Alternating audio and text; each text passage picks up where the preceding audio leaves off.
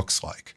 And they think that because they've been given, they basically have been consuming, probably for years, one or two sentences about the structure. They know there's a supreme leader. They might know there's nuclear facilities, missiles command. And so it looks like, oh my goodness gracious, that if you could just simply take out the right node, you would be able to make this whole thing fall down, okay?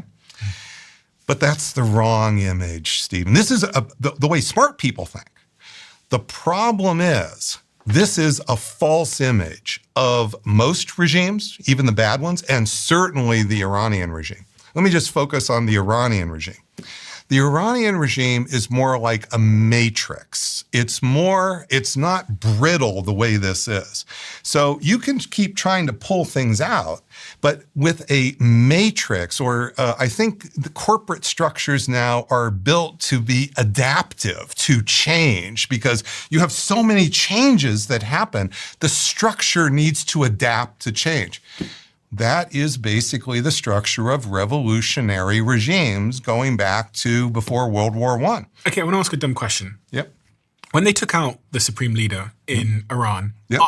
Who's going to give out the instructions? The adaptive system adapts and fills in the holes. It fills in the holes usually with what's left.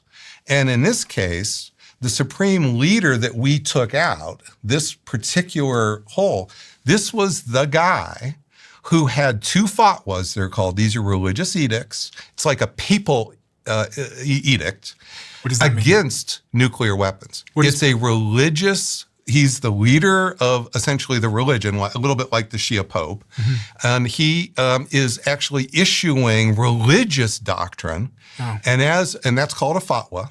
And as a religious doctrine, he issued two that said Iran should not have nuclear weapons.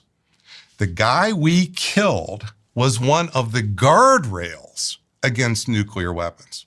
How does that, he was developing them in his country? No, he's developing the enrichment material. They hadn't been fashioned yet that we know of as nuclear weapons. Okay, so we're worried about, again, this enrichment going from 5% to 20% to 60%. But they hadn't actually taken that next step, which is more of an engineering step to develop the nuclear weapon.